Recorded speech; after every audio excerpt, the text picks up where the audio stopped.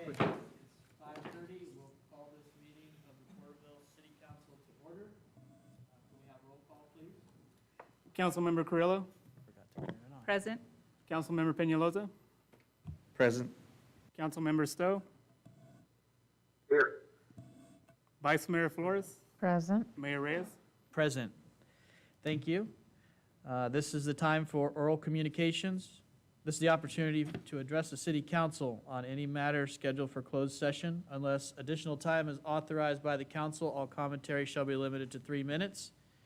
I see no one in the gallery. Is there anyone who is logged on who would like to comment? Your Honor, we received no written or email communication for oral communications tonight, and we have no attendee in our Zoom meeting that would like to speak. Okay, thank you.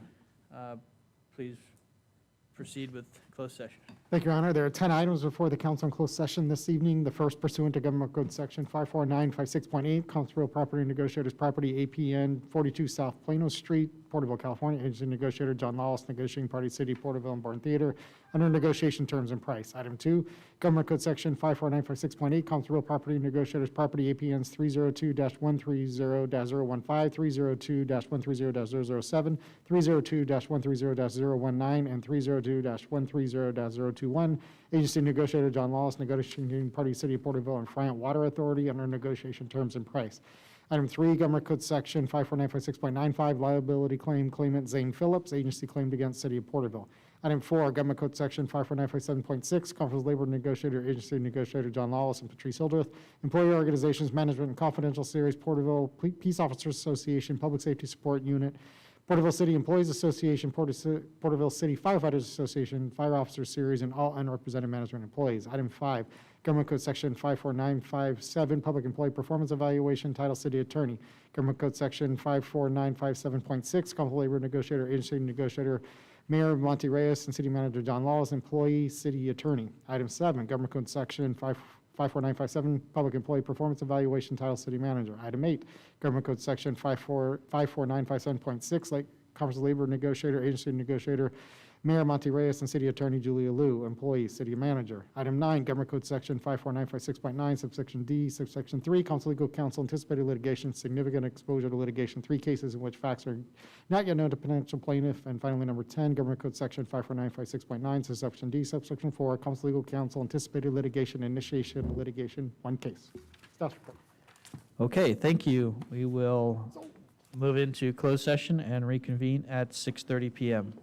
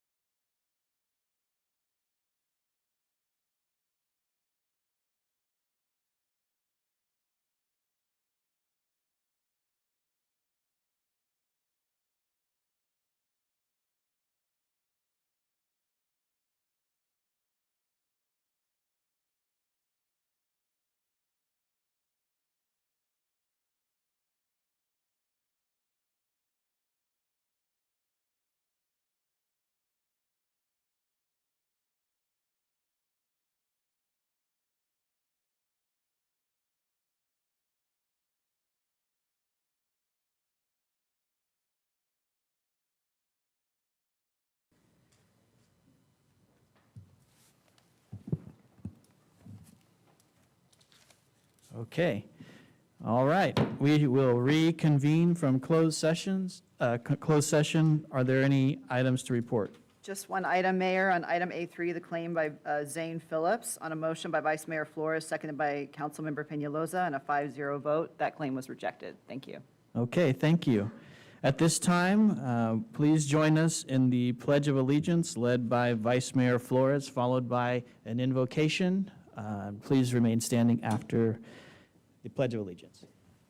Salute, pledge. I pledge allegiance to the flag of the United States of America and to the republic for which it stands, one nation, under God, indivisible, with liberty and justice for all. Is there anyone who'd like to lead us in an invocation? If not, we'll have a moment of silence.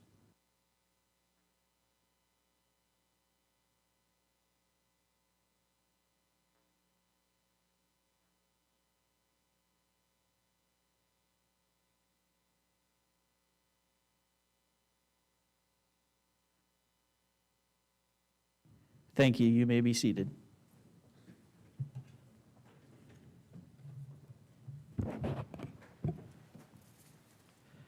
Up first are presentations. We have a presentation from the Chamber of Commerce for their quarterly report this evening.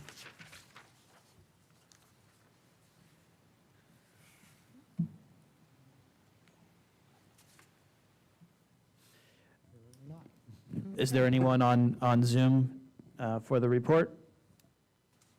No, Your Honor. Okay, thank you. That brings us to oral communications. This is the opportunity to address the council on any matter of interest. Whether on the agenda or not, please address all items not scheduled for public hearing at this time. Unless additional time is authorized by the council, all commentary shall be limited to 3 minutes. Do we have anybody here for oral communications? Yes. Yes. Hello, all of you. My name's Jean Schuyler. I'm a resident and a business owner of Porterville. Obviously, I'm standing in front of you without a mask on. I hope that doesn't make any of you uncomfortable. I came here today specifically because I've recently renewed my license for business in the city of Porterville, and it states on my license that I am required to mandate people to wear masks in my business or to follow ordinances of the city. When I read that yesterday, that made me want to come forward and talk to the city specifically about the mask ordinance and any other ordinances that I might be obligated to comply with. So I brought this today. Can I share with you? And this is off of the website from the National Institute of Health.gov. So it's an American government website. It's an article that was published in November 2020 about the face mask in the era of COVID and the health hypothesis. It's several pages, but it's not a big read. If any of you will take down the information and read it for yourselves, it's a short read. It's not a huge document. It's 5 pages, I think. In the conclusion, the data, I'll read it clearly.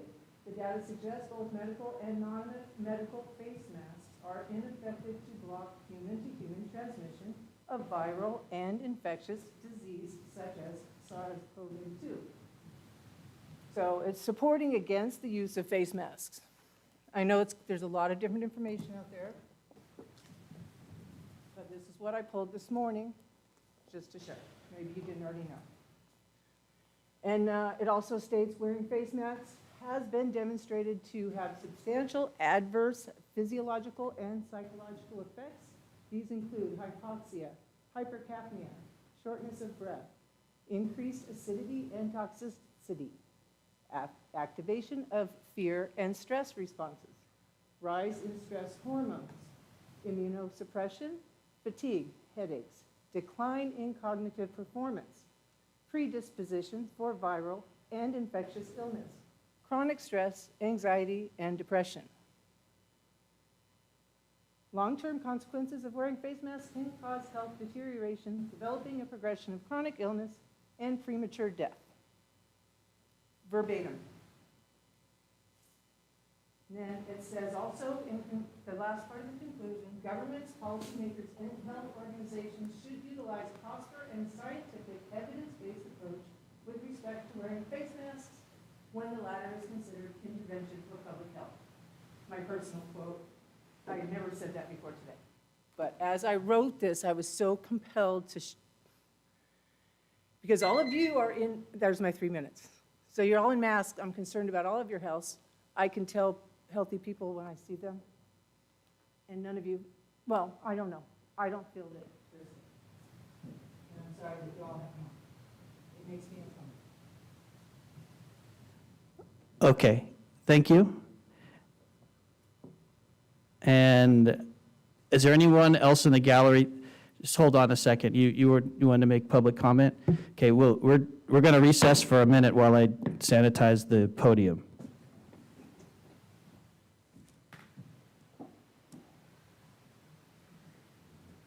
Would there be an opportunity to ask a question, or am I shot?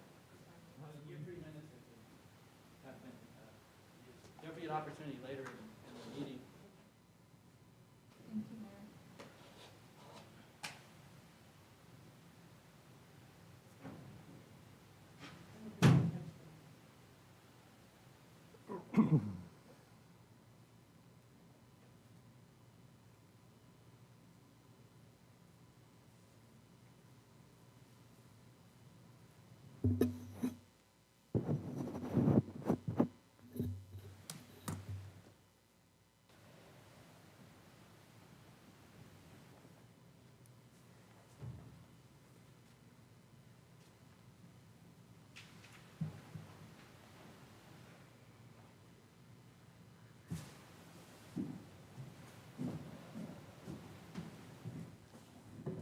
Okay, back from recess. Sir, please approach the microphone, state your name and address for the record.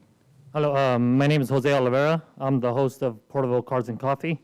And the reason I'm here today is to request permission to start my events back up every last Sunday of each month. I'm noticing that the city is opening up more. I'm seeing more events. There was an event on Sunday at the Veterans Park, this bike show. My coworker attended. He took his kids. He said the only person out there wearing a mask was his daughter. The Portable Relics are starting to host their little Friday cruise nights at the same parking lot I host the events. The Flea Mart is open. Each day I go to AM/PM to get my coffee, and I check out the front page of the Portable Recorder, and I keep seeing numbers going down, numbers substantially going down. Active cases are going down. So yeah, I've been getting so many messages on my social media pages, Instagram, Facebook. Hey, when is this coming back up? My kids want to, they miss going out to this show. I want to give these people an answer like, yes, we're going to start attending or hosting these back up. Sorry, I'm getting a little angry at this because I have so much passion for this. I've put so much money into this. I put so much time, so much hard work to get this event to where it's at. I've got people from LA coming to this event. I'm bringing so much money to the taxes, the gas stations. People are stopping at local restaurants to eat breakfast. People send me pictures like, yo, look at my club. I brought 30 people, or not 30, but I brought 10, 15 cars, and they're at El Nuevo or wherever restaurant they're having breakfast. So it's like, and I think it's time for me to have my events back. Okay, if you could, I know you've submitted information about your events before, and I know we've changed the color tiers, so if you wanted to contact staff and see what the process would be for submitting for that again, because there's a process with the ad hoc committee that goes through that, and I can tell you're very passionate about it, and I think everybody understands the energy behind your passion for it. So please contact staff and see if we can get the ball rolling on it. Things have been going a slightly different direction than they had in the past, so that's about as much as I can say during oral communications, but I appreciate you coming forward. Okay, thank you. Is there anyone else who would like to speak? Is there anyone online who would like to speak? Your Honor, we received no written or email communications, and there's no one on the Zoom with their hand raised to speak. Okay, so we will move on with the agenda. That brings us to the AB 1234 reports. This time is the time for all AB 1234 reports required pursuant to Government Code 53232.3. First up, we have the Local Initiatives Navigation Center Committee, which Councilmember Peñalosa let me know that the staff would be providing a report for that meeting. Yeah, thank you, Your Honor. I had the opportunity to participate in the meeting. It was a Zoom meeting, and the discussion of the meeting involved the subcommittees that have been established as part of the planning effort towards future link activities, which are planned to occur twice a month. And so primarily, there was a number of subcommittees that were established. I'm going to tell you approximately 15, and looking for points, members of the committee to serve as the heads of those different subject areas, like, as an example, the budget. The city is responsible, and there's a couple different folks that are kind of responsible for budgetarily and things of that nature, coat drives, fundraising. So there's, I would say half of them are unassigned at the moment, as they're trying to push these different services at the site and having folks responsible for it. So the next meeting of this committee will be, they're going to have regular meetings on the first Wednesday afternoons of every month, begin at 3 o'clock. So the next meeting is Wednesday, May 5th at 3 p.m. Whoop, thank you.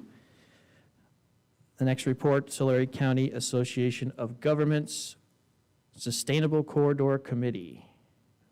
Vice Mayor, I believe that's you. It would be me, but my alternate attended since I was, which would be Mr. Ridenhour. Mr. Ridenhour, Yeah. please. Thank you. Know that we have an elected and a staff representative to that committee. So there's 2 city representatives on that committee. Thank you, Honorable Mayor and Vice Mayor, City Council. The Sustainable Corridors Committee met on April the 8th via Zoom. At the meeting, the group received a presentation from Sal Moretti, the co-chair of the Kern County Homeless Collaborative, in regard to the Kern County Litter Abatement Program. The presentation was very informative and demonstrated how local agencies are able to partner with their COG and Caltrans to improve the litter removal programs in their area. TCAG then provided an update on the corridor beautification strategies, including a litter removal program in Porterville and Visalia, as well as screening projects. Mr. Lawless and I provided an update about the community identifier planned for the Westwood Roundabout. A field trip was spoken about and has been planned for April the 29th to evaluate the screening opportunities on State Route 190 and State Route 65. The meeting concluded with the next meeting being scheduled for September. Available for any questions. I don't have questions, Mayor. I would like to add something to that, and it's just a little emphasis from the Tulare County Association of Governments meeting yesterday. It was stated during the meeting through information that even though there was an AB 1234 report by staff, it pleases me to add, on the update of the Sustainable Corridors Committee enhancement strategies, it was stated that Porterville has been working with Caltrans and are close to the beginning of their landscaping projects. Caltrans has been coordinating with the city of Porterville on designing a theme for the Mighty 190 corridor. These conversations began way back with Ms. Jenny Byers, now Jason Ridenhour, Mr. Lawless, and myself. If I have left any others out, I apologize for that, but that is a connectivity from yesterday's meeting to what Mr. Ridenhour is reporting out. Great. Thank you for the added information. Up next is the City Council COVID Ad Hoc Committee meeting from April 12th. And I believe Councilmember Carrillo will give that report. Yes. Good evening. So the COVID Ad Hoc Committee. We met on Monday, April 12th via Zoom. And these are some of the notes that I have. The first item was an event application. Can you hear me okay? Let me get a little closer. Event application from Tulare County. That event was titled COVID-19 Safe Drive-Through Vaccination and Community Resource Fair. We received that application on Friday afternoon on 4/9, and that event was scheduled for 4/18 through the 20th. This was a much-needed event, so we wanted to make sure that we support and assist, but the committee had several questions and concerns. Staff greatly assisted with answering those questions and/or planning for follow-up with the event organizers. We reviewed the application, and the committee had some questions and concerns, including the following. So right at that time, the Johnson & Johnson vaccine was put on hold. So we wanted to know what the plan was for that, and I believe they ended up going with Pfizer, and then we're going to have to go ahead and schedule a second event a month later. So our committee recommended that they obtain approvals and a plan earlier for the next month's event.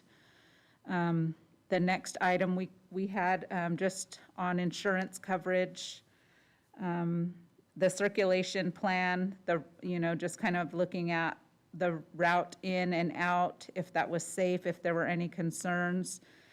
We asked about traffic control, and the chief of police stated they would be there and be present to assist with that. The next was, would there be EMS on site? And they stated that Imperial Ambulance would be there. The resource fair, which was a huge part of the event, we wanted to know how that would be coordinated, and we would like to see the least amount of people out of their vehicles and mingling, but going through the drive-through. And then there was a mention of food, so we wanted to see that same, how would that be distributed? Would that be coordinated so people wouldn't have to get out of their cars also? And then there was a mention of music, so we just wanted to make sure, was that a live band? Just because we wanted to be according to the orange tier guidelines, which were what we were going by at this time. Then we had questions about the restrooms available for staff. The applicant did state that the sheriff would be on site. And then we just mentioned dust control, just to make sure that they were aware that that could be a concern. There were several attachments from our staff, including map of the layout, how the traffic would flow, registration on-site or prior, resource booths outline, staffing areas, and where the EMS would be located. So the ad hoc committee recommended to move that to city council meeting, and the applicant would be present at the upcoming meeting. The second event was a community mixer by Porterville Chamber of Commerce. That was scheduled for that Thursday on the 15th, hosted by Landing 13 Restaurant. The event is proposed to occur in the city's public parking lot adjacent to Landing 13. This would require City Council's approval for use and may violate the terms of the city's temporary outdoor dining permit for Landing 13. City staff currently was providing some information and guidance so that we could follow the state's guidelines for the current orange tier, and then we referenced the city's temporary outdoor dining permit that would already approved for Landing 13. So I believe the staff was just going to follow up and give that guidance back to the chamber to hopefully postpone that event. And that's all I have, Mayor, unless there was anything else that you wanted to add. Nothing to add. Any questions from council members? Okay, thank you for that report. Up next, the Tulare County Water Commission, meeting April 12th. Thank you, Mayor. That would be mine. There wasn't a quorum. All the items were informational and were carried over. There was one public comment that was made by Ms. Karen Yahoon, but it was with regard to the last year's Water Commission discussion for the list of the priorities. The subject matter was related to groundwater exploitation. She wanted to see that topic brought back to discussion and added as a priority. No action items on the minutes. They will be carried over to the next meeting. State Water Resources Control Board, Water Rights and Climate Change Report. That report will be carried over to the next meeting. The American Rescue Plan Act Sewer and Water Infrastructure Opportunity. CAO reached out to the staff regarding the ARP related to the sewer, water, and broadband. Staff is working on potential projects, pending the steps, and looking to identify all the projects or the projects that are shovel-ready. Mr. Vanderpool shared his and Mr. Townsend's participation on a call with the state. It was a reach-out effort inquiry with regarding to submitting projects. Staff reports updates on the Tulare Kerndak 2 program, Sigma implementation, the Form 700, the AB 1234 ethics training, and the commissioner terms.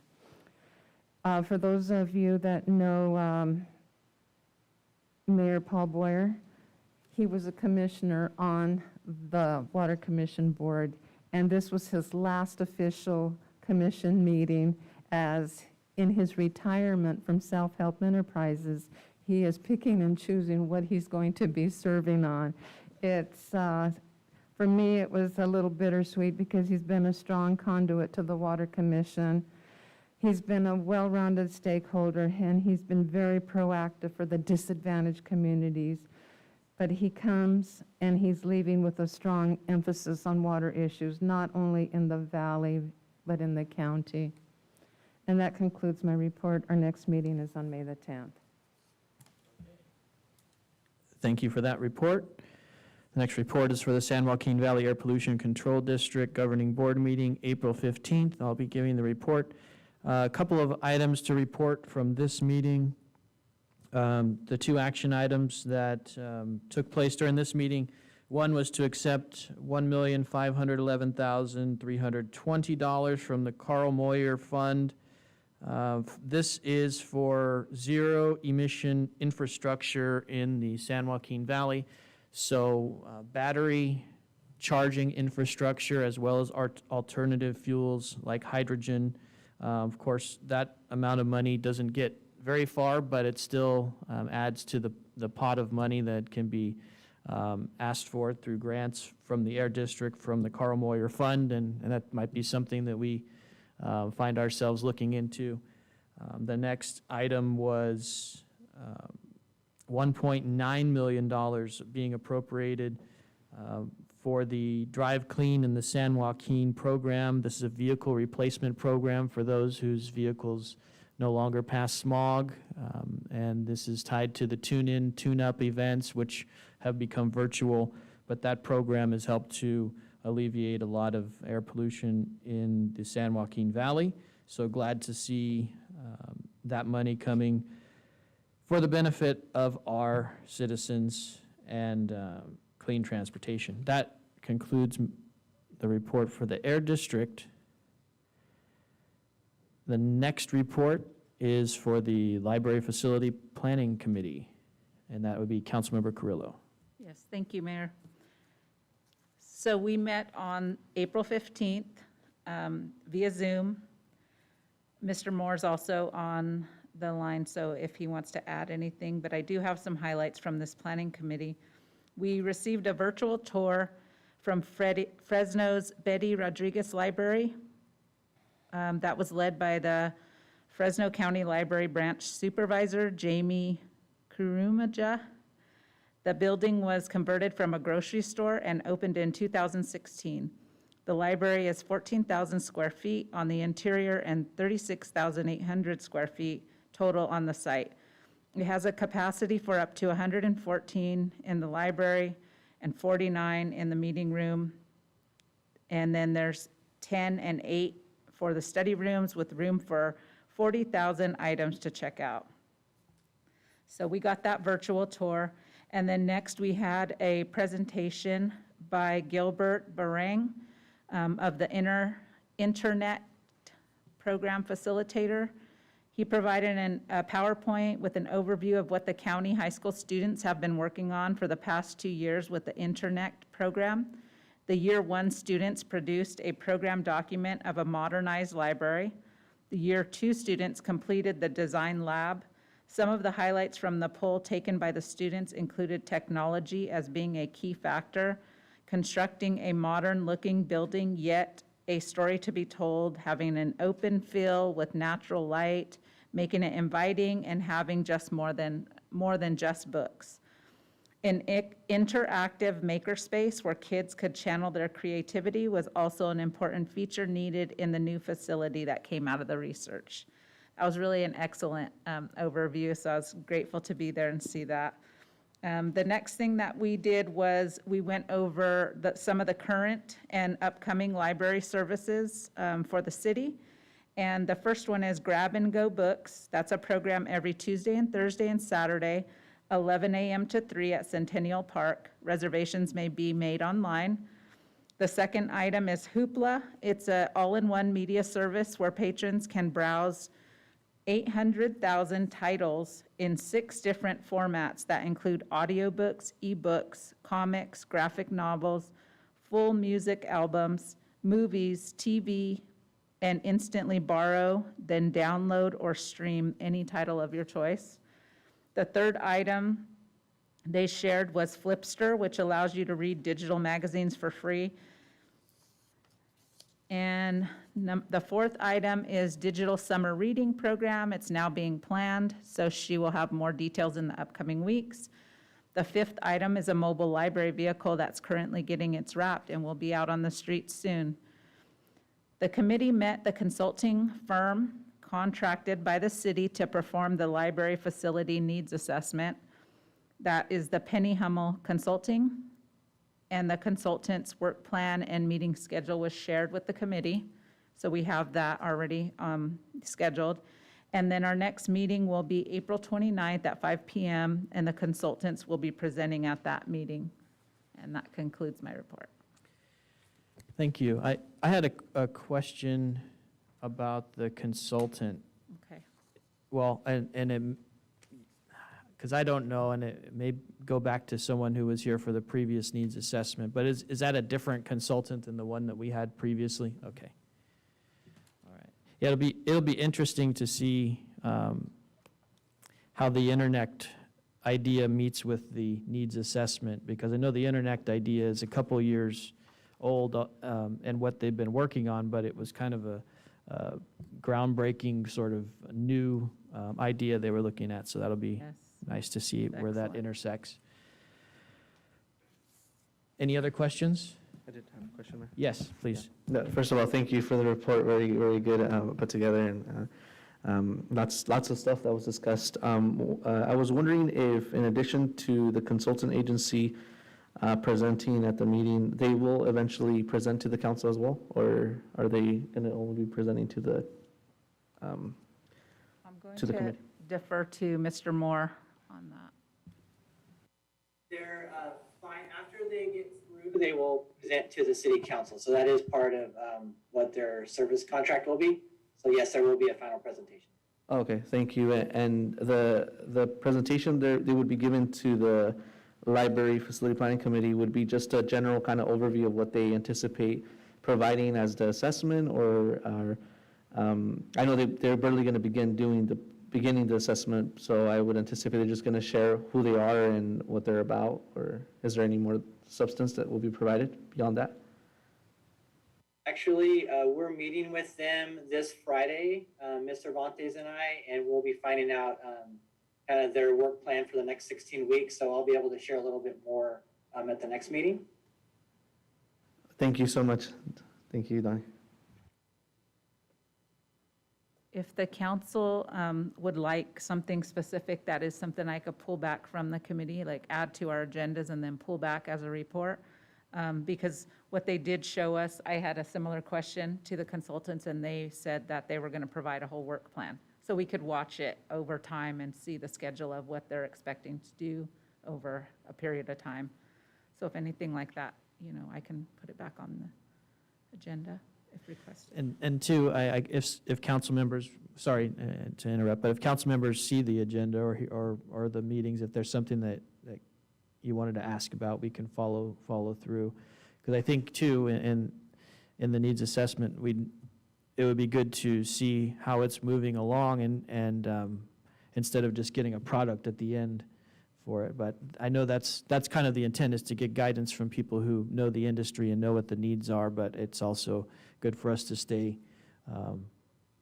up with what's happening. So if any council members have questions, we can, Councilmember Carrillo can help answer those for us. Any other questions about the Library Facility Planning Committee? Okay. We'll move on to the TCAG, Tulare County Transportation Authority, meeting of April 19th. Thank you, Mayor. We met on April the 19th. Everything, of course, is virtual Zoom. This was a lengthy meeting. Items related informational were numerous, but on those informational items, I will remain focused on the Porterville emphasis.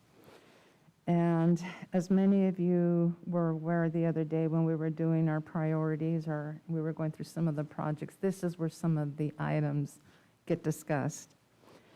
Under the transportation consent calendar, there were 4 action items: the adoption of the resolutions for the approval of the Transportation Development Act claims for the cities of Exeter, Farmersville, Lindsay, Porterville, and the County of Tulare for the fiscal year 2020-21.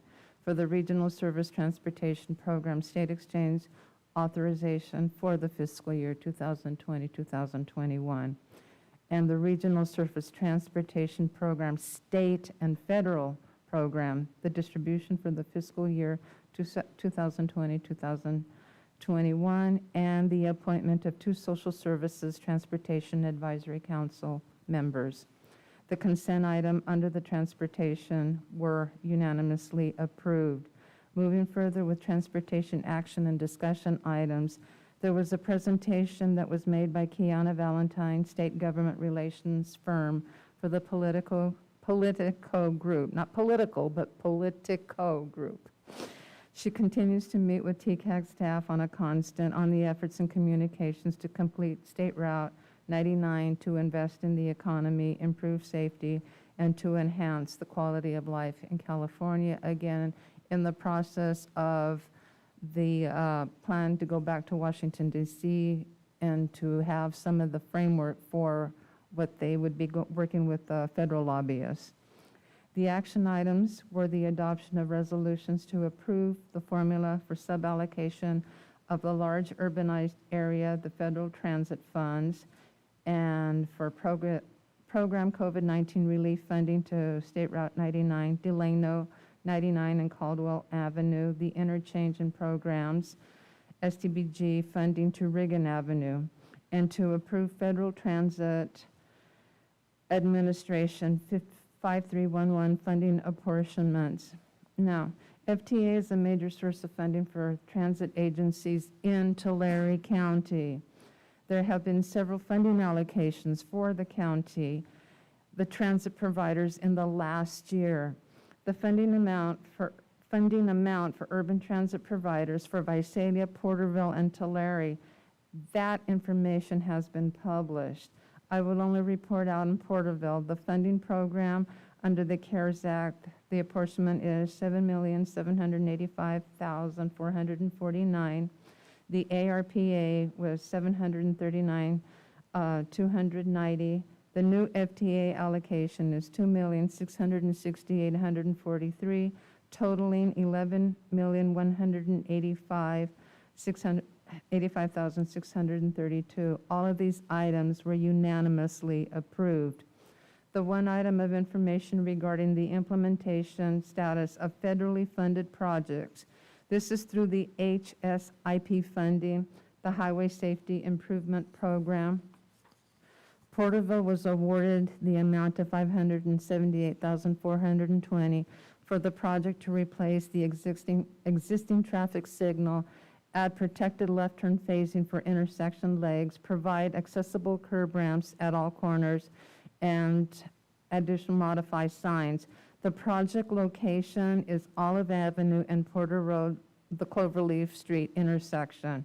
The project cost is $666,000, and this is where Javier was involved. Is that correct, Mr. Lawless, in this application? So I want to say thank you and kudos go to Javier and his staff for packaging the process and the package and it was awarded.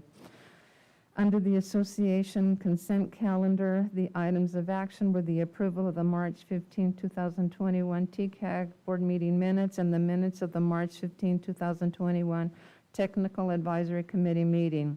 The adoptions of the resolutions for the approval and renewal of the Census Regional Data Center Joint Statistical Agreement and the approval to Amendment Number 10 to the fiscal year of the 2020-2021 overall work plan. Those items were unanimously approved. Under the association, the action discussion items, I'm only reporting the items of action, were several. The adoption of the resolutions to approve the amendment to contract with the Politico Group for state lobbying services, to approve the distribution of funds from the Regional Early Action Plan grant program, and to approve the fiscal year 2021-2022 overall work plan for the Tulare County Association of Governments, and the appointments of member and alternate member at large for position number 3, and to appoint a member to the San Joaquin Valley Rail Committee. That concludes this report. The next meeting will be scheduled May 17th. Thank you. Any questions from council members? Okay, thank you. And the final report is the Tulare County Regional Transit Agency meeting yesterday. All informational items, but a couple I wanted to, actually 3 I wanted to bring up as this agency seems to be moving forward. Part of the reason why there's a little bit of a faster, I call it a brisk pace, that's being driven by Woodlake, Dinuba, and Tulare, who are looking to transfer the service from themselves to the agency. First, Woodlake looks to be the first up to do that. They're looking to transfer service July 1st, which is just around the corner. So keeping in mind that the purpose for this agency is to create solid, reliable transportation for members in the county, but also knowing that transit is something that struggles with fare box, and especially during COVID, there's been a lot of ups and downs, as well as the change in the type of vehicles being used. So knowing that all of those things are what are being worked on by each of the agencies, and this the Regional Transit Agency is looking to kind of bring everybody together. There's kind of a time crunch driven by these first agencies wanting to transfer the service. So knowing that's out there, I'm just bringing that up because there's some decisions that are going to be made perhaps before we're ready to engage in the decision, perhaps before we are asked what our resources or what our ability to do that. I know we have a great partner in Rich Tree who is also associated, but as I say, the pace is quickening. There's also discussion about free fares, which to me is a little bit difficult to have a discussion about free fares when you're transferring service to a new agency. So there's a lot of energy wrapped up behind this. There's a lot of good, I believe a lot of good intention, a lot of good outcomes that could happen from this. But as someone who has a robust transit service in town, looking at what changes, especially hasty, I'd say hasty if we're not in the position to be a part of the conversation, I'd consider it hasty. What effect that could have on us, and also what input we have into the pace of how things are going. So I think it's important for us to stay on top of what the Regional Transit Agency is doing. Another important factor is that by next month, the next meeting, they should have some interviews for the executive director who they have been looking to fill a position for. So there'll be a lot of things that happen that kind of show what we can expect in the next few months. That being said, they have also distributed the MOUs to all the agencies, including us. Why that's important is because the first three agencies are going to be looking to have their councils approve the MOUs ASAP. In fact, during the meeting, that was asked by the chair. So I anticipate a little bit of pressure being applied to us to make sure we sign that MOU. So whether that means we need to have a study session to look at all of the moving parts that are happening, where we're at, and what the MOU says for us. I know we've got great staff involved in looking at these agreements, but as a member and seeing what some of the other members and their cities and their agencies are looking at, I think it might be smart for us to take a look at it before we engage in a MOU.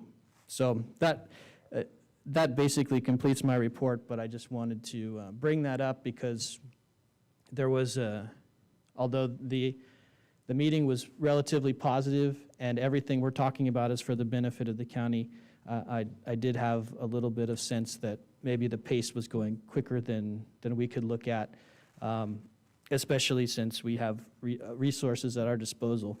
The other piece that is a little bit scary is that they're going to be looking at the funding that each of the cities have received for transit, and as a result of that, they're going to be looking at how the agency can better utilize the funding, seeing that transfers and service will be happening in the future.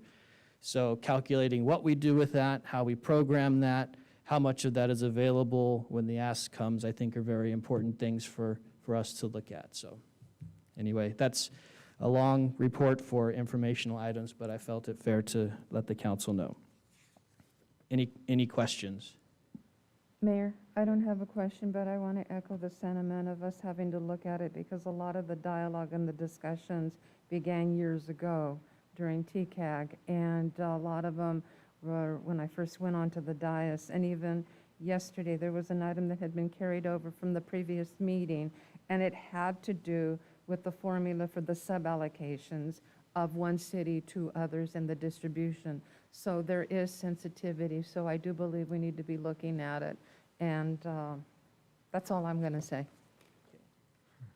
Okay, thank you. And that concludes our AB 1234 reports. And brings us to the reports section for our committees and commissions.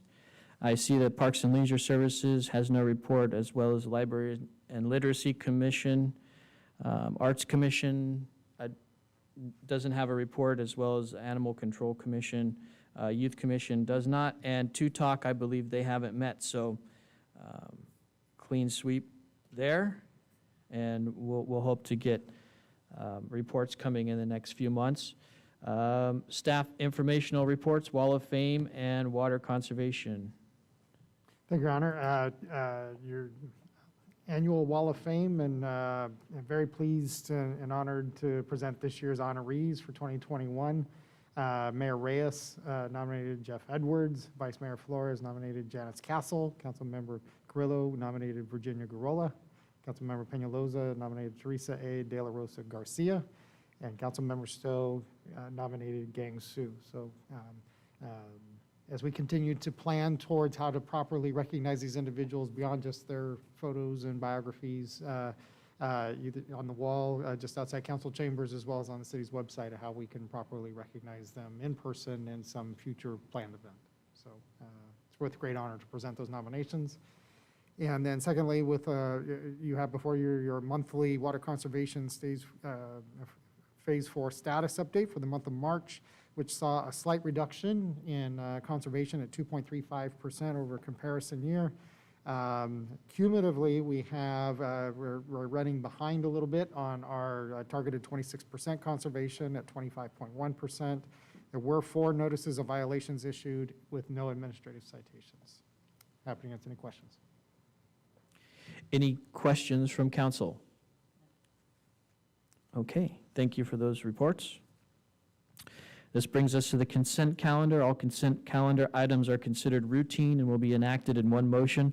There will be no separate discussion of these matters unless a request is made, in which event the item will be removed from the consent calendar. All items removed from the consent calendar for further discussion will be heard at the end of scheduled matters. Any questions from council? Okay, thank you for those reports. This brings us to the consent calendar. All consent items are considered routine and will be enacted in one motion. There will be no separate discussion of these matters unless a request is made, in which event the item will be removed from the consent calendar. All items removed from the consent calendar for further discussion will be heard at the end of scheduled matters. Council, how would you like to proceed? Mayor, I would like to make a note on one item, if you don't mind, before the council considers the agenda. On item number 3, we'd like to alter the recommendation approved via consent that that approval be subject to approval as to form by the city attorney. I've got one little tweak that I'd like to have the county make on that. Thank you. Okay, and so, Mayor, yes. if there are no other items for any change or stated, no items to be pulled, then I make the motion that we accept items 1 through 5, noting the legal counsel's change on that one item. Okay, we have a motion. Do we have a second? I'll second. Okay, we have a motion from Vice Mayor Flores and a second from Councilmember Carrillo. Please call the roll. Councilmember Carrillo, Aye. Councilmember Peñalosa, Aye. Councilmember Stowe.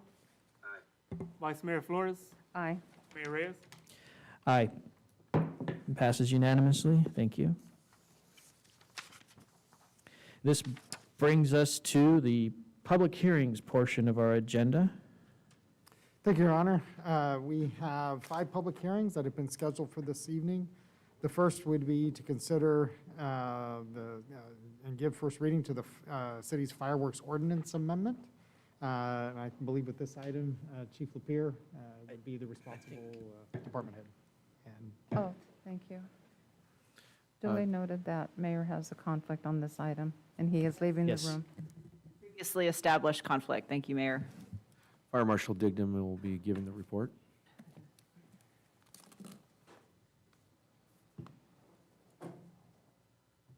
Good evening, Honorable Vice Mayor, members of council, Mr. Lawless, Ms. Liu.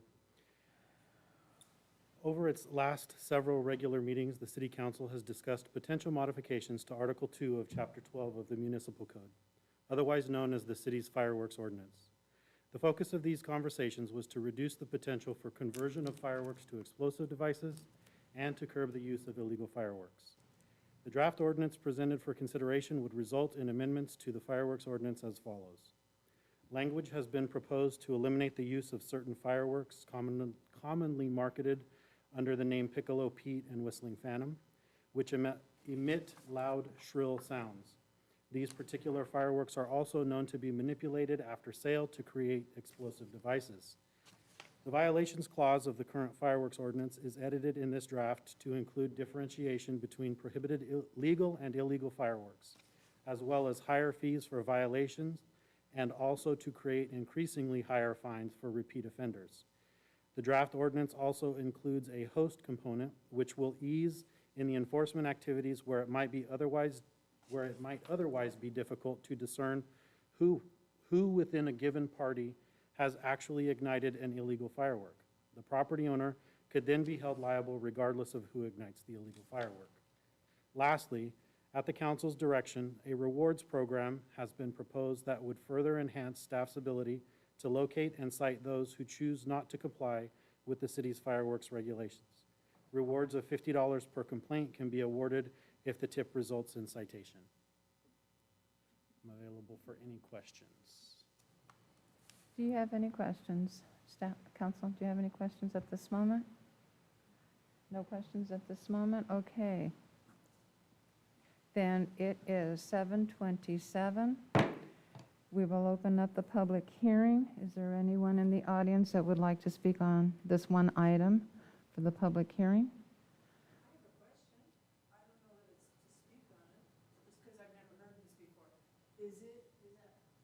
I've never heard anything like that, to offer a reward for people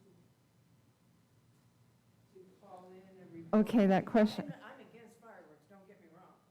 I just had never heard it stated that way. okay, but the question should be asked, the question should be asked here.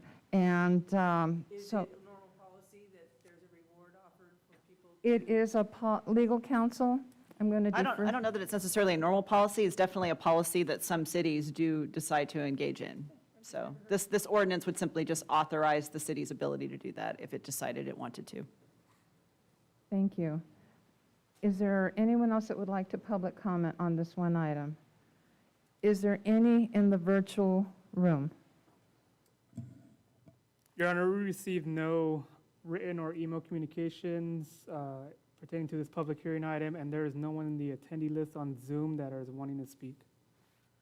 Okay, thank you. So it is 7:28. We will close the public hearing and bring it back to council with regard to the firework ordinance amendment. Did council have any question? Councilmember Carrillo? I have no questions. Councilmember Peñalosa? Yes, Mayor Pro Tem. I would like to just get clarification one last time on my end in terms of the changes being done to the social host liability, Section E1. So it states the city in its discretion may opt to not hold a private property owner liable under this section for a violation of sections. I'm not going to read them through, but on that property, if the owner can demonstrate that at the time of such a violation, if they, and has A, B, C, D. I'm not going to read it through, but I was going to ask, so if, just to make sure it's clear on my end, if I'm a private property owner renting to someone and someone does an illegal firework in that property, if I can prove any of these four, then the city will have its discretion to not hold me responsible as a private property owner? Am I understanding that correctly? Actually, no, it's all three. So Oh. it's basically granting mitigation if they rent or lease it to another, aren't present, have no prior knowledge, and there's been no prior violation or citation. Oh, got it, okay. Yeah. Yeah, Thank you. you're welcome. And that's, I don't have, since the last council meeting, all the changes and all the amendments have been made. Everything has been brought to the table with regard to what was given to legal counsel. Do we have a recommendation? The draft ordinance and give the first reading by title. We have a motion by Councilmember Stowe, and I will second that. No further discussion. Let's call for vote, please. Councilmember Carrillo? Aye. Councilmember Peñalosa? aye. Councilmember Stowe? Aye. Mayor Pro Tem Flores? Aye. Passes unanimous 4-0. Would somebody Re- please? Read by Please. title only, Please. Mayor Pro Tem. Please An go ordinance ahead. of the City Council of the City of Porterville amending and restating Article 2 of Chapter 12 of the Porterville Municipal Code related to the regulation of fireworks. Thank you.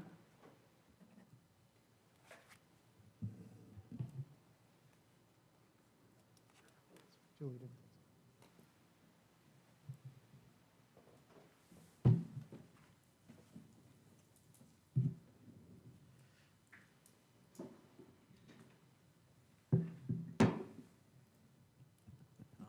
Okay. All right, that brings us to item 7, our next public hearing. Thank you, Your Honor. The second public hearing scheduled for this evening is to consider an ordinance amending code enforcement regulations, clarifying the available remedies for city code violations and providing for a waiver of the administrative citation hearing advance deposit under circumstances and conditions. And with that, I'll turn it over to the city attorney. Thank you, Mr. Lawless, Mayor, and fellow council members. At the regular meeting on April 6th, the City Council also authorized staff, in coordination with council's consideration of the amendments to the city's fireworks regulations, to also bring forth some amendments to the city's various code enforcement regulations. So these will have much broader applicability, obviously, than just to the fireworks regulations.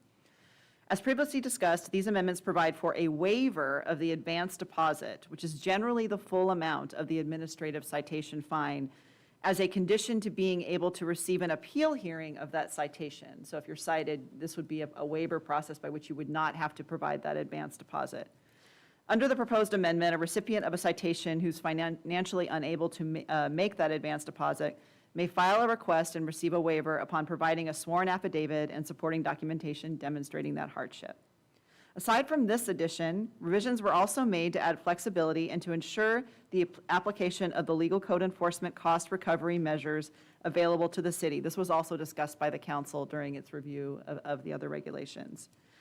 And this would include recovery of legal costs where appropriate, including the lien and special assessment remedies that are authorized by state law under Government Code Section 39773 et sec.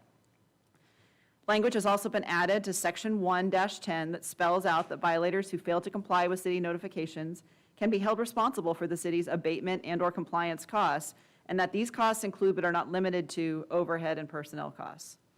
Finally, some of the changes reflect legal housekeeping, cleanup, and/or organization. For example, the references to the separate criminal and civil remedies were moved from the administrative citation regulations and have been set forth in Section 1-9, which is our general penalties and enforcement section. And the, quote, default maximum infraction fine amounts are referenced in that section to be the same as those specified for administrative fines. So this is just making the regulations a little bit more clear. This item is scheduled for a public hearing, and staff recommends that the City Council conduct that public hearing, can consider any public testimony that's provided, consider the attached ordinance, and approve and give first reading to the ordinance. Available for questions, as I know staff is as well, if you have any. Thank you. Council, are there any questions for staff before we open the public hearing? No.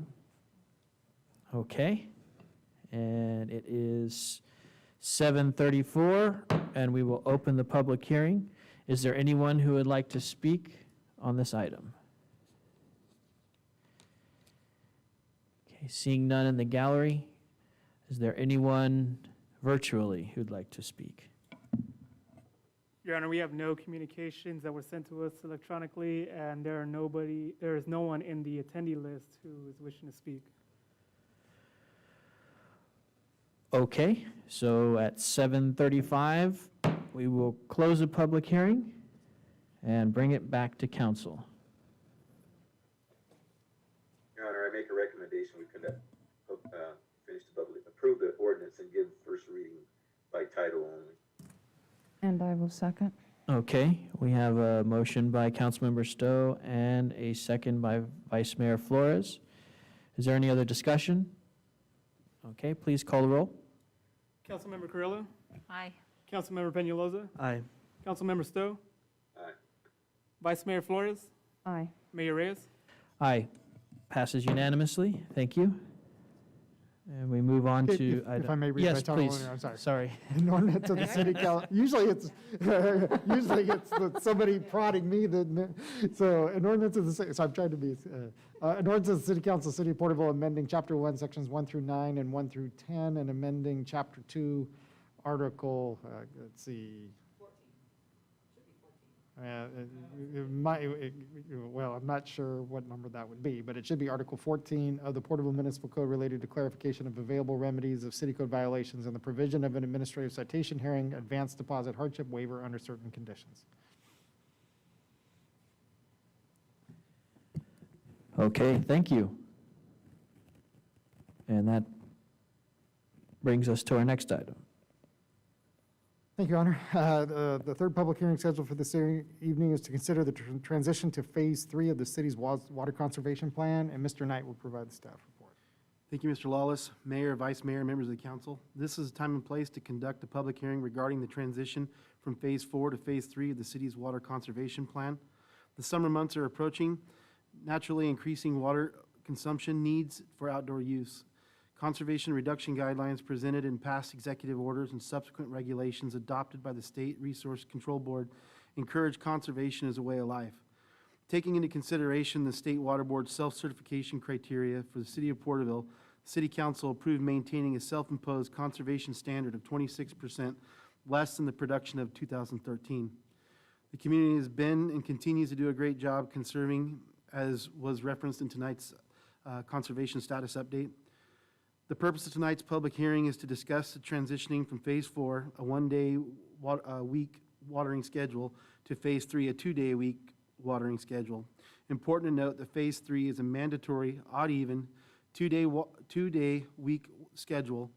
Odd addresses would be allowed to water on Tuesday and Saturday, and even addresses on Wednesday and Sunday, while also maintaining time limitations between the hours of 5 a.m. and 10 a.m., and 5 p.m. and 10 p.m., with no outdoor irrigation prohibited Monday, Thursday, or Friday. Through the implementation of mandatory conservation measures, the City of Porterville has been able to maintain a cumulative conservation total reduction of what was presented tonight, 25.1%. In order to maintain conservation reductions under demands of 2013, it's staff's recommendation that council conduct a public hearing to discuss moving to Phase 3 of the city's water conservation plan. Phase 3 would add an additional day of watering schedule for outdoor landscape.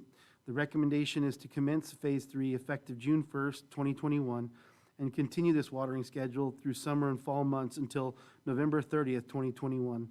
On December 1st, 2021, the city would then transition back to Phase 4 of the city's water conservation plan, a mandatory one-day watering week schedule. Council has included conditions in the past to consider. However, under current drought condition, staff is recommending that we confirm the effective date as June 1st to avoid any confusion and continue the city's conservation message through the summer months. This concludes my staff report, and I'm available for any questions. Okay, do we have any questions for staff? No, I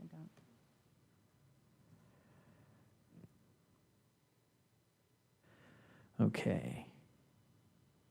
I had one question. So I'm not sure if you alluded to it, but I know in the past that if there had been a heat wave or something that had happened, we would make some adjustments.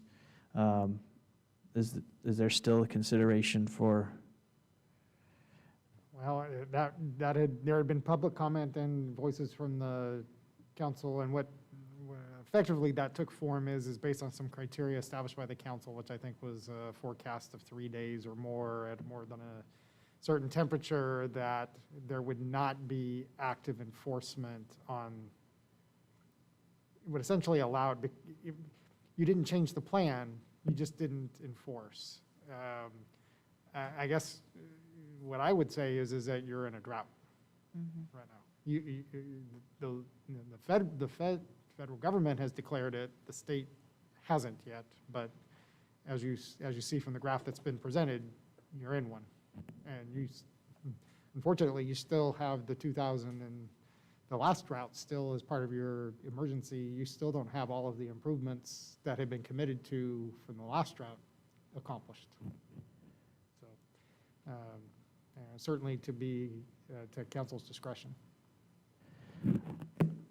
Okay, and it just, I understand too that on the retail end with plants and gardens, there's no slowdown or consideration for our position there too. So hoping that the public is looking at what their investment and return on that is based on the ability to keep the irrigation happening, especially with the downtime that we've all been experiencing lately. Well, and you now have Sigma that's in place now as well, which so previously, I guess there's several things that have changed in the meantime, and one is most significantly is Sigma, which now you have groundwater levels that we have legal obligations to ensure that the water system is sustainable through a drought, and it demonstrates resiliency. So where there would be degrading groundwater levels could prompt a more quick acceleration of this plan as well. Very true. Okay, any other questions before we open the public hearing? Okay, it is 7:42, and we will open the public hearing. Is there anyone in the gallery who would like to speak on this item? Okay, seeing none, is there anyone virtually who would like to speak? Your Honor, we received no written or email communications, and there is no one in the attendee list who is wishing to speak. Okay, at 7:42, we will close the public hearing and bring it back to council.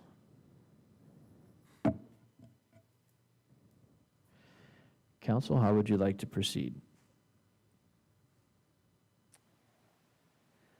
I would like to go ahead and make the recommendation that we transition from Phase 4 to Phase 3, effective June the 1st, 2021. And I would like to, I know it says direct staff, but to move and direct staff to transition from Phase 3 to Phase 4 effective December 1st, 2021. That's my recommendation. I'm Okay. kind of, I will, Putting it all in there, it's good. I'm putting it all in there. I will second the Vice Mayor's motion.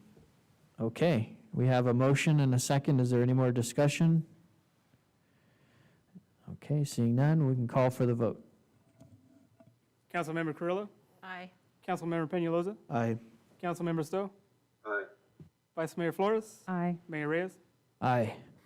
Passes unanimously. Thank you. And that brings us to item 9.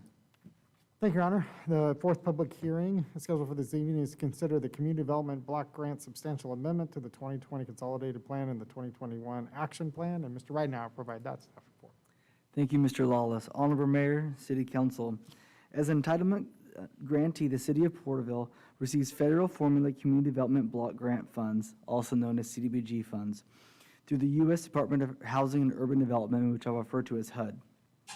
This entitlement provides the city with an annual direct grant to provide decent, affordable housing and suitable living environment and to expand economic opportunities primarily for low to moderate income persons or households. As presented to the City Council at its meeting on March 2nd, 2021, an amendment to the 2020 Consolidated Plan and the first year 2020-2021 Action Plan approved on April 21st of 2020 is being proposed.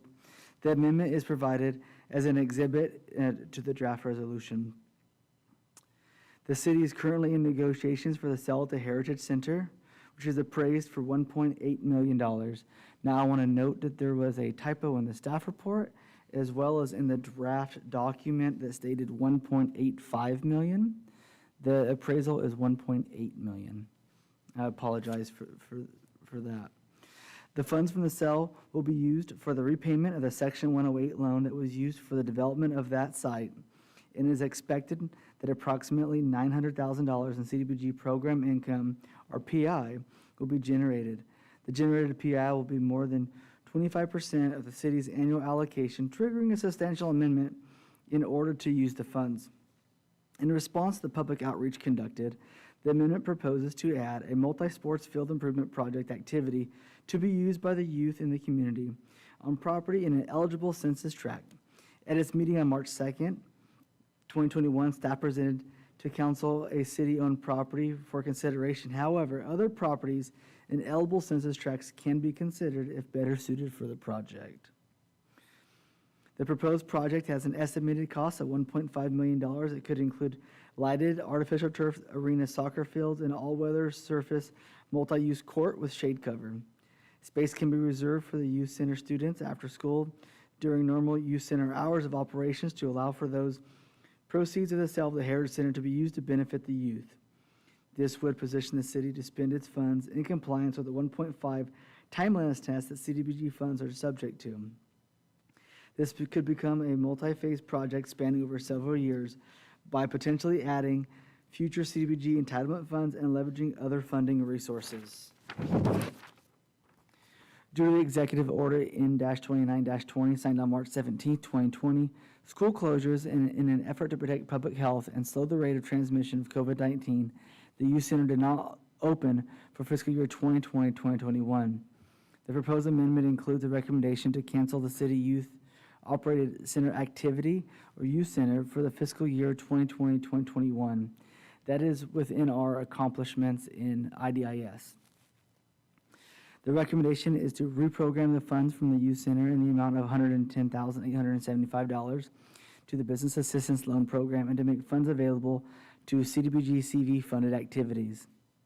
Staff recommends adding a contingency to allow for a portion of the funds to be reprogrammed back to the youth center activities if schools reopen, social distancing mandates allow for the reopening of the youth center, and the funds have not been expended or obligated to a business loan.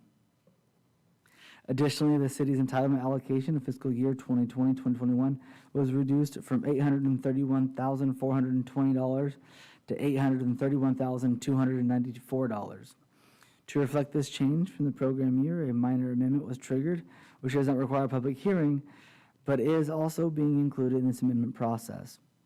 This reduction of $126 from the entitlement grant received from the program year 2020-2021 is proposed to be reflected in the Parks Improvement Program. The proposed budget for the substantial amendment described above is included in Exhibit A to the draft resolution as the attachment to staff report. Staff's recommendation is that the City Council adopt the draft resolution approving the proposed substantial and minor amendments to the 2020 Consolidated Plan and 2020-2021 Action Plan, and direct staff to submit the amendment to the 2020 Consolidated Plan and 2020-2021 Annual Action Plan to HUD. And we ask that you note the $1.8 million of appraised value instead of 1.85. Staff's available for questions. Okay, thank you for the report. Council, any questions for staff before we open the public hearing? No. No questions, okay. It is 7:49, and we will open the public hearing. Is there anyone in the gallery who would like to speak on this item? Seeing none, is there anyone virtually who would like to speak on this? Your Honor, we received no written or email communications, and there is no one in the attendee list on Zoom that would like to speak. Okay, so at 7:49, we will close the public hearing and bring it back to council. Council, how would you like to proceed? If council has no question there, does council have any questions?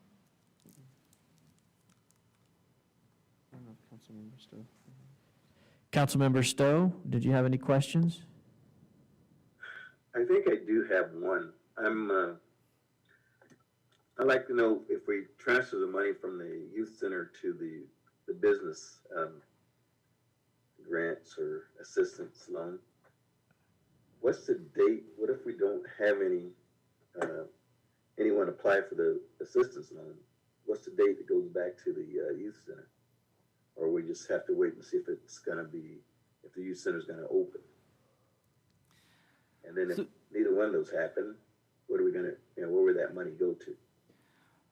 So how the amendment is drafted is that there is a contingency that if the youth center were to open this fiscal year, this program year, that if the funds had not already been spent or allocated to a business loan, that those funds would be transferred back to the youth center. So, and the program year starts July 1, would be that date, that would be the last date to be transferred. But the annual action plan, which we have one coming up next for the next program year, is where you fund all the programs annually. And so with HUD, we are required to have accomplishments annually for the funds that are allocated to the city of Porterville. Okay. I understand that. What if we have no one to apply for the business loan? And will we use that money for something, another project, or? If we do not receive any business loan applications moving forward, and there is excess funds in the future, the city council could direct, and we could have another amendment and go through the public process to reallocate those funds to another program at that time. One of the interesting caveats about the youth center is that it is a public service. That's how it's designated with CDBG. So you're only able to spend up to 15% of your entitlement dollars in public service. All right, thank you. And I understand that. Now, I know that the governor's opening up everything on June 1st, so that means the schools will be open, wide open. And are we just holding back on the youth center just to, for the city's recommendation, or are we gonna go out to the state's recommendation and have it, so because I hear everything's supposed to potentially open, so I was just curious. Well, I think your question is the one of having the contingency provide you the option should that happen. And by this amendment, it gives you the option to fund that. So basically, you're kind of covering your bets. So it's in business assistance, which is there available now based upon what you know now, but should those kinds of programs be able to be offered this fiscal year? In the current fiscal year you're in, then if you do have an after-school program, or the youth center program, then you could open and have funding to operate it, which would come from, so basically you're covering your bets. You don't want to put it in something that doesn't open and then you have a lack of accomplishment. Is that? So if you keep the funds, tell me if I don't mistake this. If you keep it in youth center and you don't spend it, you'd have a lack of accomplishment. Right, we would lose, and, okay. So you get an F on the report card. So, but if you keep it as a contingency, knowing that that's where the funding is, but put it in business assistance where you do have accomplishments and you don't have so basically you're keeping your options open, that should youth centers open, you have the funding available in the business assistance now. So I guess your question then is, well, what if it's spent in business assistance and then isn't available for youth center when it's open? Well, you could appropriate that from your own funds if you wish. Okay, that's the question I was getting to. Thank you. Well, but in the end, it's really what's your riskiest, it's risk averse, which is right now not to have it programmed in something you don't know when, as opposed to what you know today. Thank you for the question, Councilmember Stowe. Any other questions, council members? Councilmember Carrillo, any question? Councilmember Peñalosa? No, Mayor, I don't. Vice Mayor? No, I don't have any questions. Okay, how would we like to proceed? Mayor, Yes. I'd like to make the motion that we adopt the draft resolution approving the proposed substantial and minor amendments to the 2020 consolidated plan and the 2020-2021 action plan, and direct staff to submit the amendment to the 2020 consolidated plan and 2020-21 action plan to HUD. Okay, and I will second that. Any other discussion? No? Okay, we can call for the vote. Councilmember Carrillo, Aye. Councilmember Peñalosa, Aye. Councilmember Stowe, Aye. Vice Mayor Flores, Aye. Mayor Reyes. Aye. Passes unanimously. Thank you. That brings us to the final public hearing of the, No, okay. we're good. No, I was just looking. Thought I forgot something. No. Okay. I'm tracking our time. Okay. Our final public hearing this evening is to consider the Community Development Block Grant 2021-22 Action Plan. And again, Mr. Ryden will provide the staff report. Thank you, Mr. Lawless, Honorable Mayor and City Council. As promised in our prior conversation minutes ago, the U.S. Department of Housing and Urban Development requires all community development block grant entitlement cities to prepare a 3 or 5 year consolidated plan. Porterville's 2020 5-year consolidated plan was adopted by the City Council at its meeting on April 21st, 2020, and subsequently submitted to and approved by HUD. This action plan reflects the second year of investment plan within the scope of the consolidated plan. Action plans are required to be submitted to HUD 45 days prior to the start of the program year. HUD has sent out a memo informing the city of its expected entitlement grant. The action plan, Exhibit A to the draft resolution, identifies activities the city would undertake during the next year to address priority needs of lower-income household. Proposed activities are designed to benefit lower-income household by maintaining affordable housing, achieving public housing improvements, removing barriers to affordable housing, evaluating and reducing lead-based hazards, reducing the number of households with incomes below the poverty line, improving job availability, enhancing the institutional structure to address the needs of lower-income households, addressing obstacles to meeting underserved needs, and enhancing coordination between the public and private housing and social service agencies. The action plan presents ongoing and proposed CBG-funded programs for the fiscal year beginning July 1st, 2021 through June 30th, 2022. Staff has used the announced entitlement grant of $855,634 to draft a budget for the action plan, a variety of programs and projects accompanied by the program income generated from the first-time low-income home buyer program, the owner-occupied housing rehabilitation and public utility program, and the business assistance program. I have a table below, and I will read off the funding, which provides an overview of entitlement allocations. As it was presented to the Citizens Advisory and Housing Opportunities Committee, administration of the grant at $171,126, the city operated youth center at $100,000, case management for PSH, FSTC, $15,000, link services of KTHA at $5,000, homebuyer education at $1,805. That is the classes that we provide for free for first-time homebuyers. Parks Improvement Program at $127.78.65. The Multi-Sports Field Improvement Project at $290,624.25. Curb Gutter and Sidewalk Project at $130,000. Fair Housing Program at $15,000. On February 11th, 2021, the first community meeting was held to bring recommendations and comments from the community before the CDBG Citizens Advisory and Housing Opportunity Committee. On February 25th, 2021, the committee held its first public hearing to consider the proposed projects for the 2021-2022 action plan. The committee unanimously recommended approval of the proposed action plan as presented. Public notices were published in both English and Spanish for the above-mentioned public hearing. A public notice was also published in both English and Spanish announcing the 30-day comment and review period, which ends on April 20th, 2021.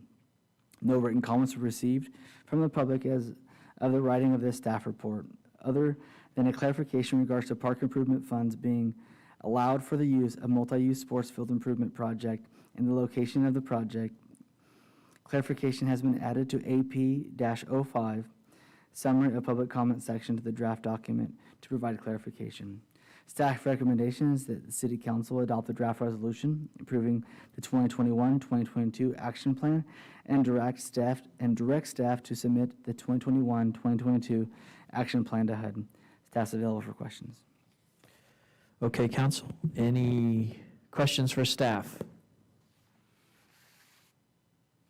I don't have any, Mayor. No questions?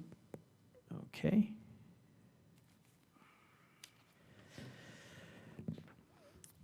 All right, so we will, did you have a question? Oh, no, I'll wait until. Okay, so we'll go ahead and open the public hearing at 8:01 PM. Is there anyone in the gallery who would like to speak on this item? Okay, seeing none, is there anyone online who is logged in who would like to speak? No, Your Honor. Okay, thank you. And at 8:01, we will close the public hearing and bring it back to council.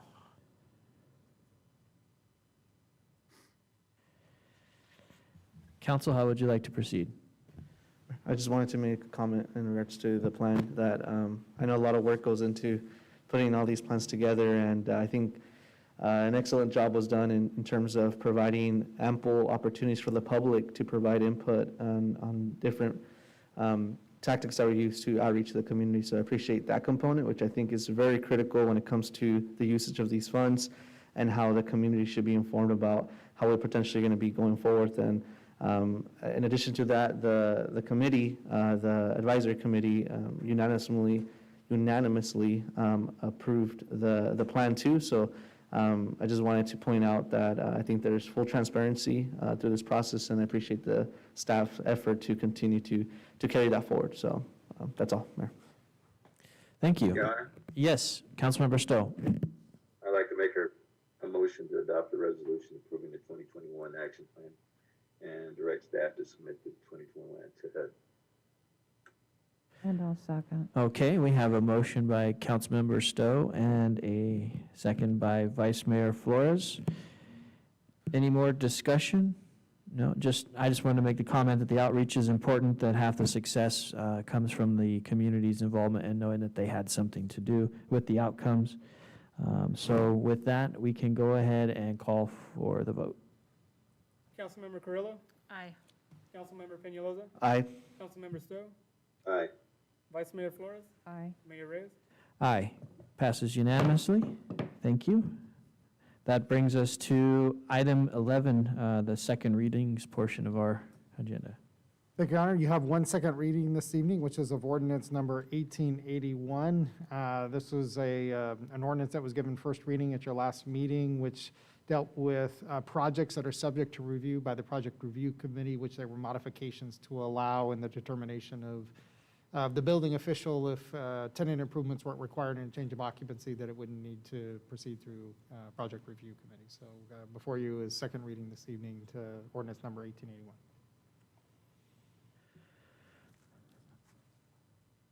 Okay, council, how would you like to proceed?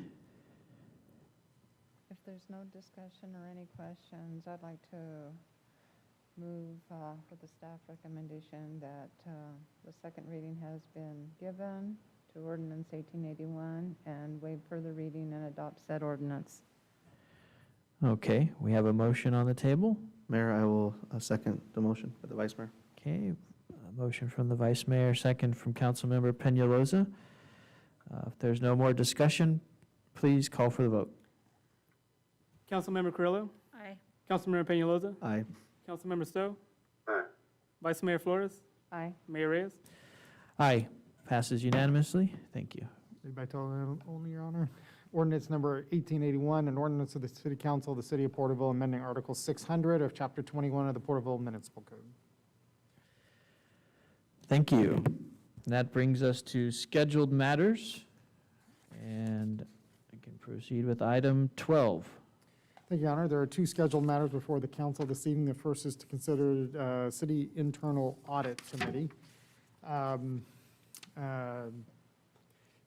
Over the last year, the city has had, well, the city currently has a number of leases that it has of city facilities with other entities, and given COVID, there's been requests of the council to amend that. In fact, this evening, the council took an amendment of one of the agreements it has with the fair.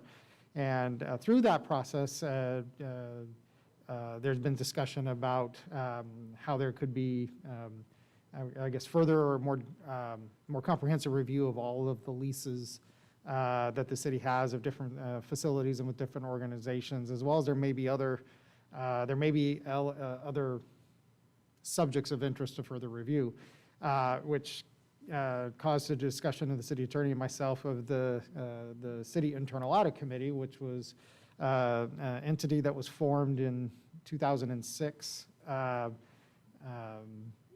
to essentially provide these types of reviews kind of more in-depth. That current composition, as it's approved by the City Council, is a member of council, which right now is Vice Mayor Flores, a member of the public, Mr. Parks, and City Attorney, myself, and I'd recommend a change in the title of the ordinance to the Finance Director as opposed to the Chief Financial Officer.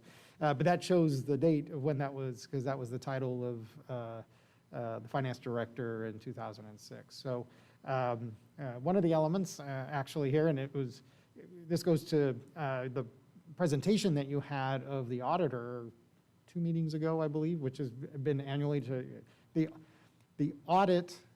The city's audit is a function of the City Council. It is an engagement required by law that the finances of the city be reviewed by audit, and the results of which are presented to you and to the state ultimately for, and the vice mayor and mayor can also speak that in their respective agencies, they will often report about different audit. There are a number of other audits that also occur which have transportation implications and things. There's what's called TDA audits and transportation audits. There's a number of audits that occur, but primarily in speaking with Consolidated Annual Financial Report, which is a staff-produced report, that the Internal Audit Committee review that. So before you is the ordinance that established that committee, and for the council's consideration would be to charge that committee to begin a review of, I would say, the leases of the city, and we probably have a half dozen at least of city properties that are under agreement by use of third parties. and as well as any other subjects, but also for the composition. You have a number of your committees that have 2 members of council involved in this. This is a Brown Act body that is noticed. Members of the public can and have attended. It does have the ability to go in closed session if there's anticipated litigation items. But I guess for the council's consideration this evening would be, one, consider the composition, and are you satisfied with the composition as it exists today?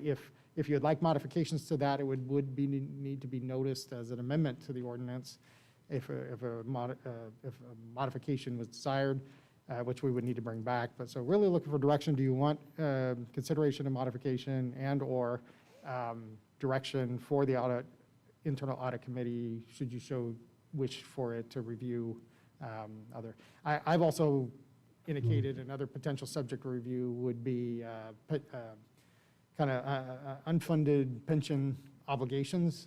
That's something that perhaps could be a purview for kind of a more detailed, in the weeds kind of looking at that that area. Really subject to the council's direction in this regard. Okay. Well, thank you. Councilmember Carrillo, did you have any questions about this item? I just, from what I'm hearing, and this is new to me, this committee, but I see the importance of it, especially dealing with the leases and reviewing that. I think it would be a good idea to have a second council member. That would be my only feedback at this point. Okay. Councilmember Peñalosa? I don't have any questions, Mayor. Okay. Councilmember Stowe, did you have any questions or comments? I have no questions, but I'd like to make a motion to consider modification of the composition. What did he say? I couldn't hear it clearly. He made a motion to modify the composition. Okay. I just didn't hear it. I apologize. Okay. And I will second that for sake of discussion. So this would be direction, because to Oh, amend the just ordinance direction. would Right. require us to notice it for a public hearing. Right. And what we would wish for direction is, how do you wish it to, so you can't take action, but the direction, if you're going to modify it, if it were to Has to come. allow for a second member of council. Okay. is Well, that- they can take action, they just can't take action to approve a modification tonight. You can take action to direct us to do Okay, it. okay. But I just to get clarification on Councilmember Stowe's motion, that's consistent with Councilmember Carrillo's recommendation to add a Right. member? Yeah, just, Add another member. Okay, and my second still stands. And is there any other discussion, No, I'm Vice just- Mayor? I just want to comment, because I have to say I concur that there should be another person on this committee because of the intensity. Once you start it, you can't look back, and it's going to involve looking at the agreements, and especially when we're talking about a pension. It's not going to happen in 2 months. It's going to be a good, long-standing committee for over a year. And so I just want to echo the sentiment that we need to move in the direction of having another person that will be committed to participate, because it's going to be detailed. I agreed. Okay, so we have a motion and a second. We can go ahead and call for the vote. Councilmember Carrillo, Aye. Councilmember Peñalosa, Aye. Councilmember Stowe, Aye. Vice Mayor Flores, Aye. Mayor Reyes. Aye. Passes unanimously. Thank you. And that brings us to the final scheduled matter, which is item 13. Thank you, Your Honor. This is your regular item to review the City Council's resolution of declaration of local emergency regards to the novel COVID-19 pandemic. As the council is aware, it adopted its resolution of local emergency on March 17th, 2020, and at your last meeting on April 6th, 2021, I made the findings of continued declaration or causes of local emergency. Tulare County remains in the orange tier, or referred to as moderate. The county transitioned to that 2 weeks ago on Wednesday, April 7th, 2021. And in fact, no counties in California transitioned to the yellow tier. There had been some hope and prospect that that might occur in Tulare County, but it did not. And that's because its cases per 100,000 continues to be above the yellow tier threshold, which is 2 cases on a 7-day running average, 2 cases per 100,000 per day. And right now, by the state's metrics, it's 2.9 per 100,000, so we're 0.9% above the yellow tier threshold. We do meet the yellow tier thresholds as Tulare County in the positivity, which is 1.5%, as well as also meet the health equity positivity metric, which is 1.5% as well. So both of those meet the yellow tier criteria. It's just the cases, new cases per day per 100,000 as a 7-day running average. The next time that'll be evaluated will be 2 weeks from now, before your next meeting. Tulare County's vaccination rate, they've received 284,545 vaccine doses and administered 141,876, and that's open to all residents ages 16 and over. Under Project Room Key, the county reports that 68 of their 90 rooms that are under contract are occupied, so there's 22 that are unoccupied as of their report today. Porterville Developmental Center remains in a warm closure with no patients receiving treatment. Sierra View, as we're talking about CARE Sierra View Medical Center, currently, as of their report this evening, is treating 2 patients, including 2 in the ICU and 11 suspected cases. Speaking of Tulare County cases, or cases in Tulare County as of today, there are 262 active cases, of which 65 are in the 93257 area code. From the blueprint, most recently there were modifications to the Blueprint for a Safer Economy guidelines that became effective April 15th. Most importantly was the change in the social gatherings guidance, which previously had been no more than 3 no more than 3 households together, indoors or outdoors. And that's been, the indoors continues to be the same and not favored. I don't know what the word, they use a different word, to be avoided. That's what I think they believe. But for outdoor social gatherings, no more than 50. So that was new guidance that became effective on April 15th. From a financial perspective, the American Rescue Plan, the Department of Treasury is still developing guidelines. What we do know is that the funds are supposed to be available for use or for application come May 11th or by May 11th. So I'm sorry that I still don't have what the actual guidelines are, but they do talk about those 4 areas of talking about assisting local businesses and nonprofits that have not been eligible for previous funding, looking at premium pay, looking at essential necessary infrastructure, water, sewer, and broadband infrastructure. So as those guidelines are finally developed, a plan would be brought before City Council for consideration. And then under the Golden State Stimulus Plan, upcoming from a business assistance and nonprofit, this gets to that, continue that there are round 6, as it's called, is going to be available, which will provide $5,000 up to $25,000 in grant funds to eligible small businesses and nonprofits. Which there is round 6 is opening on April 28th, so next week, and will close on May 4th. Continue reporting on financials. Some positive trends from the city's utilities standpoint. We saw about a couple $100,000 reduction, it might be too much, $150,000 reduction in the total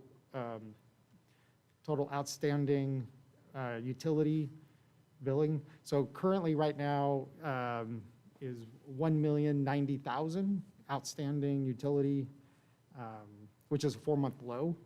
Actually hasn't been this low in 4 months, so we saw positive traction over the last month to this. But outstanding, water utilities is $527,000, sewer $294,000, and refuse $268,000, and not including almost 1.6 million in penalties, which or late fee penalties, which have been waived by the city council by action. So with that, that's my report. Happy to answer any questions, and recommendation would be that the council make a continued finding of declaration of local emergency.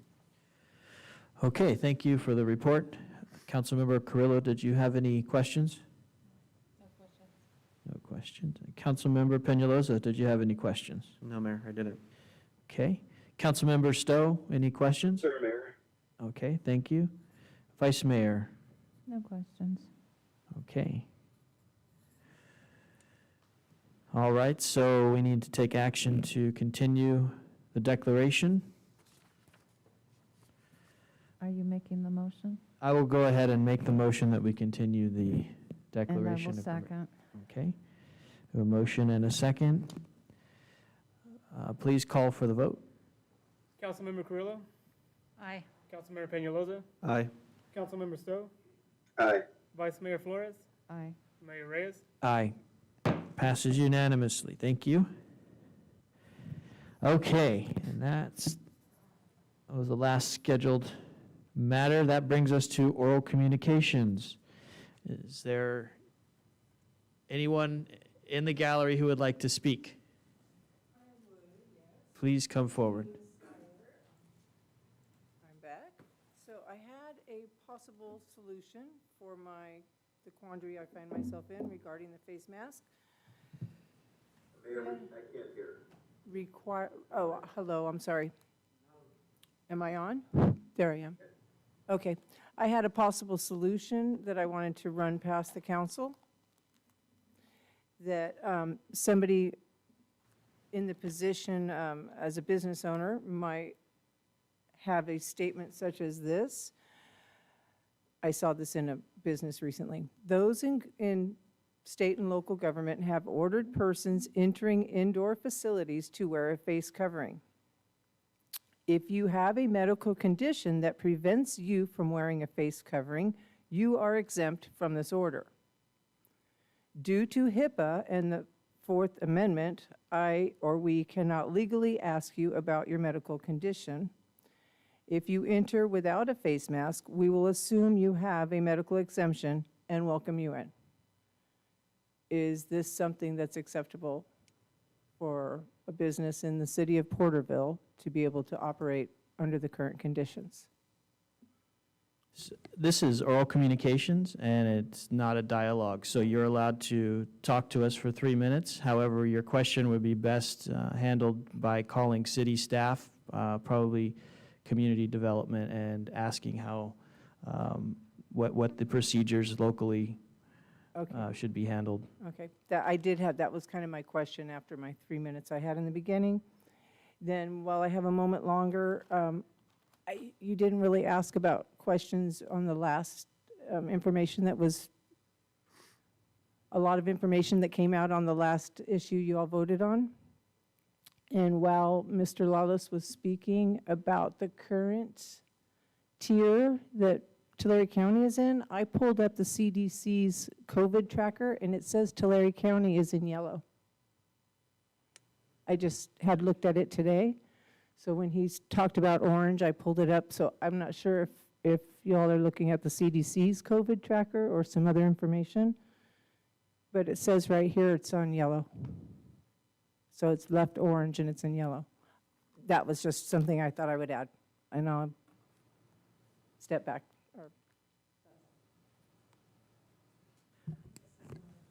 Thank you for your comment. Is there anyone else in the gallery who would like to speak? Is there anyone online who is logged in that would like to speak?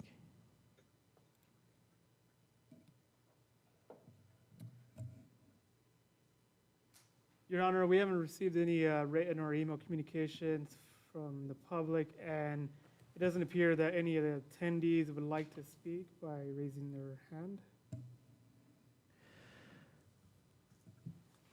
Okay, thank you. So that concludes oral communications. We can proceed to other matters.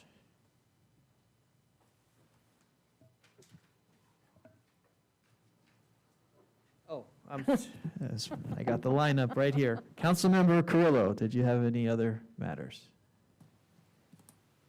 No, not this evening. Councilmember Peñalosa. Yes, Mayor, just one. I would just like to say thank you to the county and all the nonprofits that were out during the last 3 days during the vaccination event that occurred at the Portable Fairgrounds. Had the opportunity to go today, and they had a pretty, good, robust way of handling the resources and the food distribution, all the coordination. In addition to that, like the health staff, the nurses that were coming from all over the state, from Los Angeles County, even out of state, that were here in these last 3 days administering the vaccines was pretty neat, and appreciate their contributions to our community here, even though they don't reside here, but they're still working here. And yeah, just very thankful for that, and that's all. Yeah, thanks.